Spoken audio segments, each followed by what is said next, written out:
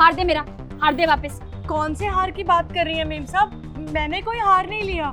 ज्यादा ना भोली बनने की कोशिश मत कर। उसी हार की बात कर रही हूँ जो हमारे घर में रखा हुआ था, और जब मैं वॉशरूम गई तब तो हार बाहर था, और जब वापस आई तब नहीं था, और हमारे घर में तेरे अलावा उस टाइम कोई नहीं घुसा था। वापस कर चुपचाप। देखिए मेम साहब, मैं चोरी नहीं कर सकती हूँ। मैं अपना काम बड़ी ईमानदारी के साथ करती हूँ। ज्यादा ना चालाक बनने की कोशिश मत कर, वरना पूरे मोहल्ले में सबको चिल्ला चिल्ला के बताऊंगी कि हमारे यहाँ जो पानी देने आती है ना वो एक नंबर की चोर है। या तो चुपचाप वापस कर दे या पुलिस के पास जाना। मेम साहब, आपको कोई गलत फहमी हुई है। मैं सच बोल रही हूँ, मेरे पास हार नहीं है। ना ऐसे नहीं मानेगी, तुझे तो मैं बताती हूँ। अरे क्या हुआ, छोड़ो इन्हें। क्या हुआ? तुम्हें पता है इसने हमारा हाथ चोरी कर लिया घर से, और इसके अलावा उस टाइम हमारे घर पे कोई नहीं आया था। अरे यार मेरे को झस हो गई थी बिल्कुल। उस वक्त घर में मैं आया था, मैंने लिया ठहरा वो हार, इन्होंने थोड़ा लिया ठहरा। तुम ना इसे बचाने की कोशिश मत करो, ठीक है? तू सुन क्या रही है? तू हार दे वापस। अरे यार तुम ऊपर चलो ना, यहाँ पर तमाशा क्यों बना रही हो? मैं बोल रहा हूँ ना, नहीं लिया उन्होंने हार करके।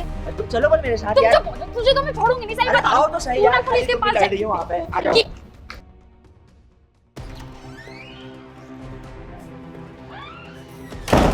खाली यार तुमने उनको मार दिया, ऐसा थोड़ी ना होता है कोमल। खाली थप्पड़ नहीं मारा, गलती थी इसलिए थप्पड़ मारा था। उन्होंने मेरा हाथ चुरा लिया, थप्पड़ नहीं मारू तो और क्या करूँ? आरती उतार उसकी। कोमल यार कैसी बात कर रही हो तुम? पर उन्होंने तुम्हें चुराया हार, और तुमको कैसे लगा कि उन्होंने चोरी कर रखी है? पता भी है कितनी ईमानदार है वो, कितनी पढ़ी लिखी है। उनकी नीयत इतनी खराब है। एक बार घर आई थी हमारे, और मेरी साड़ियों में उनकी नजर थी, उन्हें भी चुराने की सोच रही थी। वो तो मैंने वक्त रहते ना पकड़ लिया, वरना साड़ियां भी चली जाती, जैसे मेरा हार चला गया। अरे वाह, ये साड़ियाँ तो बहुत सुंदर है। एक बार देखती हूँ। ओए, हाथ कैसे लगा रही तू इन साड़ियों को? अरे नहीं नहीं मेम साहब, आपको कोई गलत फहमी हुई है। मैं साड़ी नहीं छेड़ रही थी, मैं तो बस देख रही थी। वो क्या है ना, थोड़े दिन पहले मुझे भी ये साड़ी बहुत पसंद आई थी, पर मैं इस साड़ी को खरीद नहीं पाई। ओ, खरीदने की बात, तुझे पता भी है ये साड़ी कितने की है? एक साड़ी 5,000 रुपए की है, समझी? हाँ मेम साहब, महंगी है तभी तो खरीद नहीं पाई, नहीं तो अगर महंगी ना होती तो मैं खरीद लेती। वैसे साड़ी बहुत अच्छी लग रही है मेम साहब। हाँ बिल्कुल सही कह रही है। तेरी हैसियत ना सिर्फ 200-300 रुपए वाली साड़ी पहनने की है, तो इनके तो सपने भी छोड़ दे। और आज के बाद ना मेरी साड़ियों को हाथ मत लगा दियो, गंदा कर दिया। यहाँ से पैसे लेने आई थी ना, ले अपने पैसे पकड़ और निकल जा मेरे घर से, बाहर जा।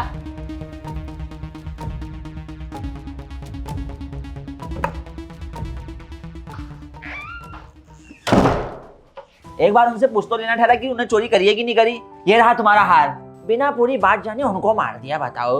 और फिर खैरी ठहरी कि वो कहते हैं उनकी गलती है। अरे पूरी बात भी जान लेनी चाहिए। अरे इसमें मेरी ही गलती है, और वैसे भी उनकी हालत देखकर तो यही लगता है ना कि वो चोर होंगी। कोमल देखो, आप एक काम करना, तो जब भी वो मिलेंगे हाथ जोड़ के माफी मांग लेना उनसे। देखो, माफी मांगने से कोई छोटा नहीं होता है, और जो इंसान माफी मांग लेता है ना, असलियत में वही बड़ा होता है। ठीक है, अब मैं भी घर जा रहा हूँ।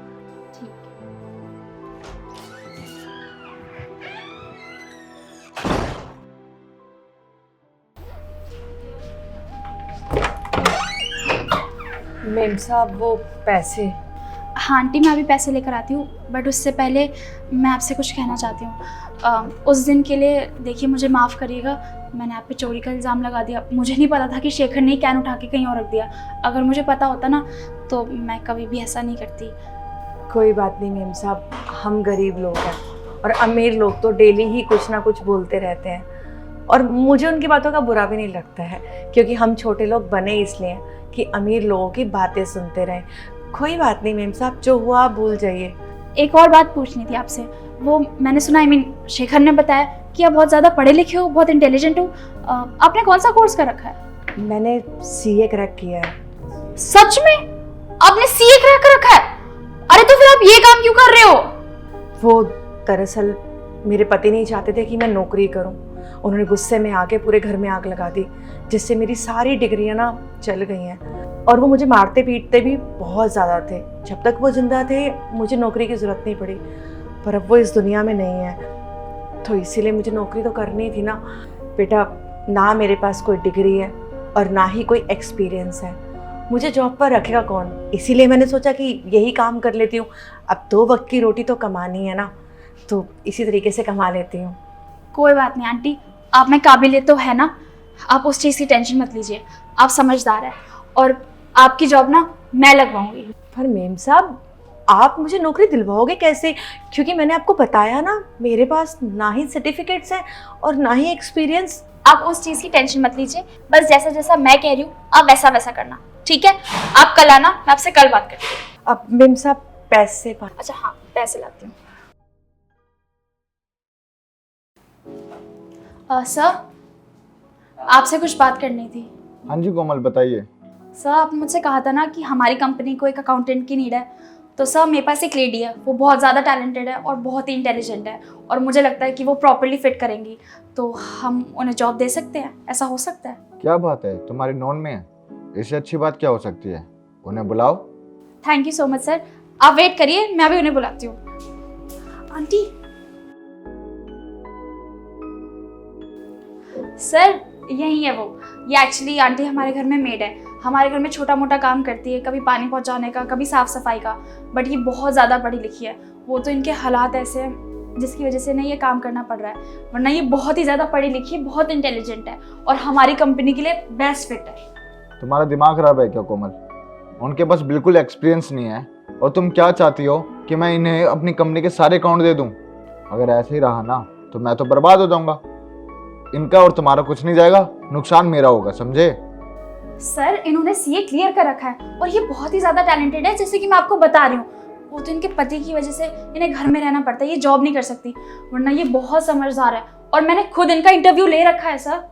भरोसे से दुनिया नहीं चलती, वरना मेरा ऑफिस चलेगा। अगर इनसे नुकसान हो गया, ये तो बोल देगी सर गलती हो गई, लेकिन नुकसान तो एक्चुअल में कंपनी का होगा ना। सर, इस चीज़ की पूरी जिम्मेदारी मैं लेती हूँ, पूरी रिस्पॉन्सिबिलिटी मेरी। अगर इनसे कल को कोई भी गलती होती है ना तो सारी रिस्पॉन्सिबिलिटी मेरी, उसका सारा जुर्माना मैं भरूंगी। देख लो, इस चक्कर में तुम्हारी नौकरी जा सकती है। हाँ सर, मुझे अच्छे से पता है कि मैं क्या कह रही हूँ, और मैं ये भी जानती हूँ अच्छे से कि ऐसी नौबत कभी आएगी नहीं, क्योंकि इनमें बहुत काबिलियत है। ठीक है, जब तुम्हें कोई प्रॉब्लम नहीं है तो इन्हें कुछ दिन इंटर्नशिप पे रखो, उसके बाद देखते हैं इन्हें जॉब देनी है या नहीं देनी। Thank you sir, thank you so much. देखा आंटी, मैंने कहा था ना आपको। ये लीजिए आंटी, ये साड़ी आपके लिए, आप रख लीजिए इसे। पर मेम साहब, ये साड़ी मैं कैसे ले सकती हूँ? ये साड़ी तो बहुत महंगी है, और ये आपने ली थी ना अपने लिए, तो मैं लेती हुई ये अच्छी नहीं लगती। मेम साहब, आप पहनिए। आंटी, अभी कैसी बातें कर रही हैं, और हाथ जोड़ने की कोई ज़रूरत नहीं है। ये साड़ी आपको पसंद आई थी, और वैसे भी ये कोई तोहफा नहीं है, बल्कि ये तो मैं आपको आपके काम के लिए दे रही हूँ। अब कल से आपको ऑफिस जाना है, अकाउंटेंट, तो आपको इसकी ज़रूरत पड़ेगी। पर मेम साहब, मैं ये साड़ी अरे आप इतना मत सोचिए, इसे रखिए, पहनना और ऑफिस जाना अच्छे से। बहुत बहुत धन्यवाद मेम साहब आपका। चलती हूँ। ये है मेरा घर पूरे 1 करोड़ का, और ये मैंने सब कुछ आपकी बदौलत लिया है मैडम। धन्यवाद आपका बहुत बहुत। अरे ये सब मेरी वजह से नहीं, बल्कि इनकी वजह से हुआ है। अब इनकी वजह से? पर मैडम वो कैसे? इन्होंने ही मुझे आपके बारे में बताया था, और आज इन्हीं की वजह से आपकी नौकरी भी लगी है और आपने इतना बड़ा और अच्छा घर भी ले लिया, और इन्होंने ही मुझे कहा था कि मैं आपकी मदद करूं। साहब, आपको कैसे पता चला कि मैं इतनी पढ़ी लिखी हूँ? वो बात ऐसी ठहरी ना, मैंने बात सुन ली थी आपकी और गार्ड साहब की। आप उन्हें कुछ बेसिक चीजें बता रही थी, मैं समझ गया ये तो पढ़ी लिखी हैं, पर फिर आया दिमाग में, यार जब पढ़ी लिखी हैं तो फिर ये पानी वाली का काम क्यों कर रही हैं? फिर सोचा यार शहर है ये, शहर में इंसान को कितनी ही मजबूरियों का सामना करना पड़ता है, आपको भी करना पड़ रहा होगा। ये मजबूरियां ही तो ठहरी जिनके कारण इंसान को कई बार अपनी पढ़ाई भी छोड़नी पड़ती ठहरी, इंसान को अपना गाँव छोड़ देना पड़ता ठहरा। इसी चक्कर में इंसान परेशान हो जाता है, और जब परेशान ही हो जाता है तो फिर क्या करे, पेट तो पालना ही है। पेट पालने की खातिर पढ़ाई भी छोड़नी पड़ती है और करने पड़ते हैं मेहनत वाले काम। फिर मैंने कोमल से बोला, अरे कोमल, आंटी तो पढ़ी लिखी हैं, इनकी मदद करनी चाहिए हमको। कोमल भी समझदार ठहरी, वो उस दिन हाथ उठा दिया, इसने गलती हो गई इससे, लेकिन इंसान वही बड़ा ठहरा जो अपनी गलतियों पर सुधार करता ठहरा, क्योंकि जो गलतियों को सुधार ही नहीं करेगा, माफ़ी नहीं मांग सकता है, दूसरे की मदद नहीं कर सकता है, वो इंसान कहाँ ठहरा। अच्छा छोड़ो इन सब बातों को यार, हम तो बातों पर लग गए, यहाँ फ्लैट देखने आए थे। एक काम करते हैं, अब गृह प्रवेश भी तो करना ठहरा, उसकी तैयारी करते हैं, क्यों? मैडम जी आइए ना, मेरे घर में शुभ कदम डालिए, मेरे घर को देखिए। जाओ कोमल, मैं भी आता हूँ, ठीक है? तो यार सबसे पहले तो आप लोग ये बताएं कि आप लोग हमारी ये वीडियो कहाँ से देख रहे हैं और आप लोग हमारी वीडियोस को कब से देख रहे हैं। कहानी में हमने ये चीज़ देखी, कई बार क्या होता है कुछ लोग आधी बात जानकर ही किसी फैसले पे पहुंच जाते हैं, जो कि बहुत ज़्यादा गलत है। हमें हमेशा पूरी बात जानने के बाद ही किसी फैसले पर पहुंचना चाहिए, क्योंकि अधूरा ज्ञान हमेशा हानिकारक होता है। अधूरी बात जानकर किसी फैसले में पहुंचना किसी भी हद तक जायज़ नहीं है, किसी भी हद तक सही नहीं है, यह आपको मुसीबत में डाल सकता है। इसलिए हमेशा पूरी बात जानें, दूसरे को समझें और फिर किसी डिसीजन पर पहुंचें, और साथ ही साथ दोस्तों की मदद करें, दूसरों को मोटिवेट करें आगे बढ़ने में। वीडियो पसंद आई हो, वीडियो का मैसेज पसंद आया हो तो हमें सपोर्ट करें। मिलते हैं आप सभी लोग से जल्दी एक नई वीडियो में एक नई स्टोरी के साथ।